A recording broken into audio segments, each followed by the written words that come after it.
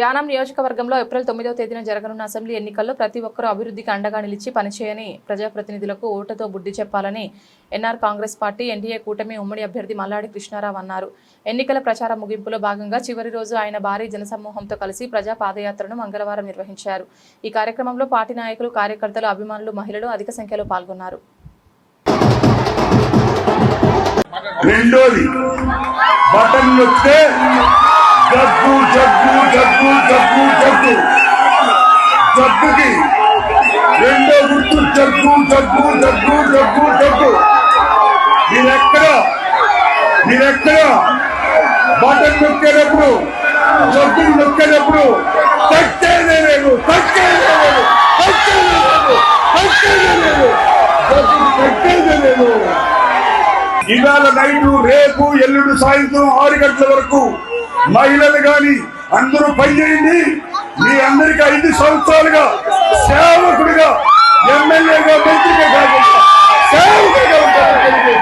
Thank you.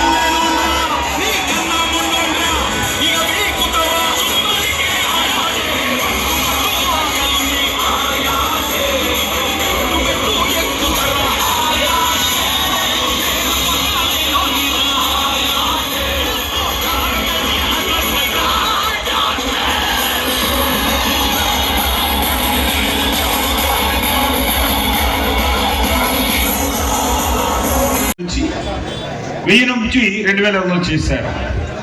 అలాగే పసుపు card వాళ్ళకి 1000 రూపాయలు ఇస్తారని సీఎం గారు నిన్న అనౌన్స్ చేస్తున్నారు. 2500కి ఎవరికైతే దొరకలేదు వాళ్ళకి రాబోయే బడ్జెట్లో ఎవరికైతే అర్హత ఉందో వారందరికీ ఇచ్చే విధంగా చేస్తానని చెప్పుకున్నారు.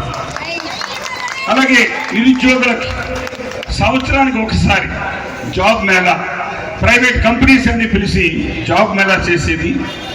సిలిండర్స్ ప్రధానమంత్రి గారు మొన్న పాండిచేరి వచ్చిన తర్వాత సంక్రాంతికి ఒక సిలిండర్ ఫ్రీ, అలాగే వినాయక చవితికి ఒక సిలిండర్ ఫ్రీ అని చెప్పేసి మన అనౌన్స్ చేస్తున్నారు.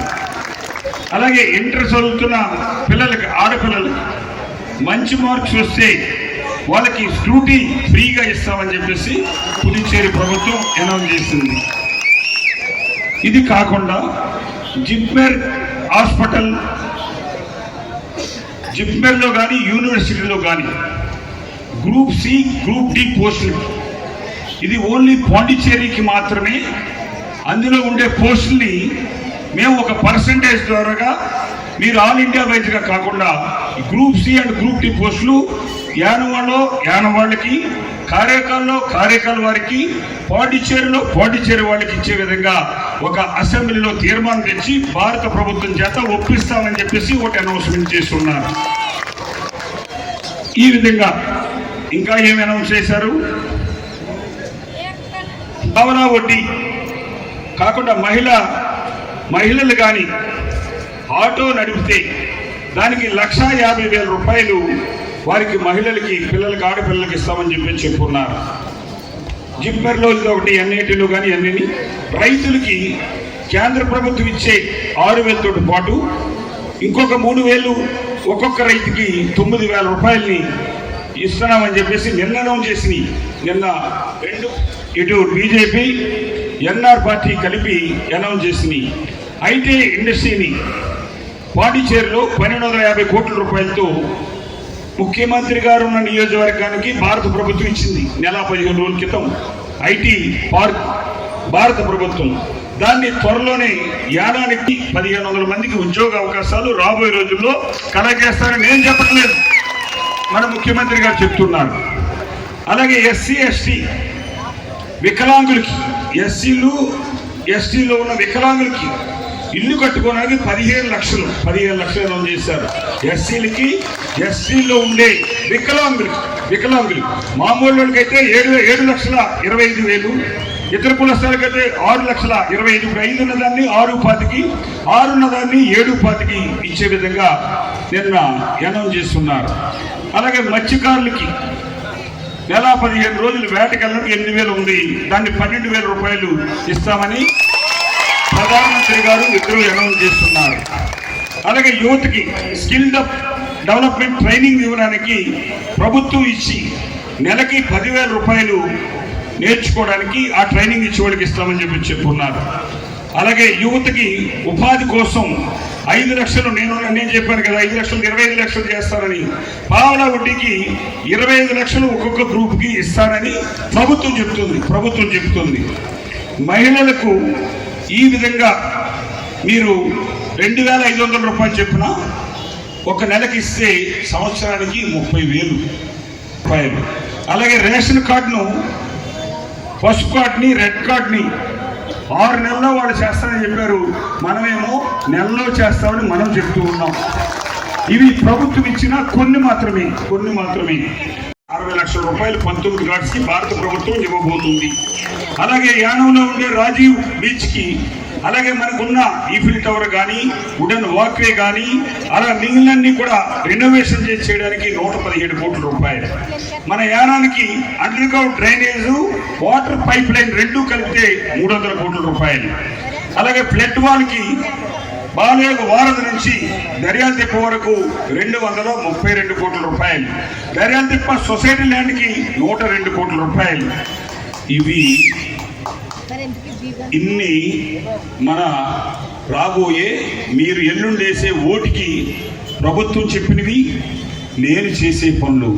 వాళ్ళు ఏం చెప్తారమ్మా, నేను కాంట్రాక్టర్ని ఇంకా 45 లక్షల నుంచి 60 లక్షలు చేసుకుంటాను, మొత్తం క్లీనింగ్ నాకు వదిలేస్తాను, నాకు ఏది కావాలంటే మీకు ఎంత కావాలంటే అంత డబ్బు తీసుకోండి, ఆ డబ్బు తీసుకున్న డబ్బుకి మళ్ళీ నన్ను ఏమీ అడగకూడదు, నేను ఇప్పుడు కాకినాడలో ఉన్నాను, రాబోయే రోజుల్లో బెంగళూరులో ఉందాం అనుకుంటున్నాను, 6 నెలలకు ఒకసారి వస్తాను, దానికి కూడా మీరు ఏమీ బాధపడకూడదు అని చెప్తాను.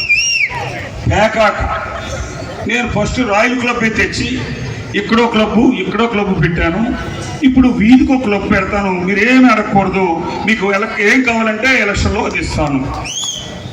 అదొకటి. నేనేం చెప్తున్నాను, క్లీనింగ్ని అక్టోబర్ 2వ తారీఖు కల్లా హెచ్ఆర్ స్క్వేర్ని పంపించేసి ఎంత డబ్బు తినేసావో దాని మీద ఎంక్వైరీ చేసి వెనకలాగి ఓల్డేజ్ ద్వారాగా నేను చేయిస్తానని నేను చెప్తున్నాను. సుప్రీంకోర్టుకి వెళ్ళి ఒక రిటైర్డ్ జడ్జిని పెట్టి నేను ప్యాకాట్ క్లబ్ని ఆఫ్ చేశాను. ఇప్పుడేం చెప్తున్నాను, 3 నెలలు నేను అసెంబ్లీకి వెళ్ళిన తర్వాత, నేను మల్లాడి కృష్ణారావు అనే ప్రమాణకం చేసిన తర్వాత 3 నెలలు అసెంబ్లీలో ఒక ప్యాకాట్ దానికి గ్యాంబ్లింగ్ యాక్ట్ తీసుకొచ్చి ప్రొహిబిటెడ్ అని చెప్పేసి పాండిచేరి కారైకాల్ మాహేయానంలో ఈ ప్యాకాట్ని ఏ ఒక్కరు కూడా ఇటువంటి చేయడానికి లేకుండా ఒక గవర్నమెంట్ ప్రభుత్వం ద్వారాగా ఒక యాక్షన్ తీసుకొస్తాను అసెంబ్లీని నేను చెప్తున్నాను. నేను ఇన్ని పనులు చేస్తే నీ పనులకని చెప్పుకుని అడ్డపడిపోయాడు. దేనికి అడ్డపడిపోయాడు? నువ్వు ప్యాకాట్ నుంచి రోజుకి 23.5 లక్షలు కొట్టేస్తుంటే దానికి అడ్డం చెప్పి సుప్రీంకోర్టులోకి ఇచ్చేసాను. నువ్వు ఒక రోజుకి 1,50,000 క్లీనింగ్ తీసుకుంటుంటే ఓల్డేజ్ రోజుకి 47,300.